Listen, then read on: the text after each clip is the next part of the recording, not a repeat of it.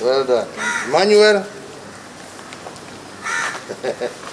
Thank you. Pongezi sana. Yeah? Timothy? Yes, sir.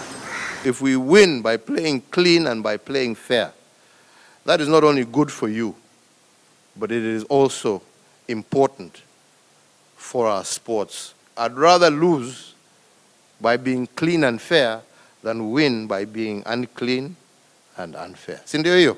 Congratulations. Well done, well done, well done. Hongera, hongera.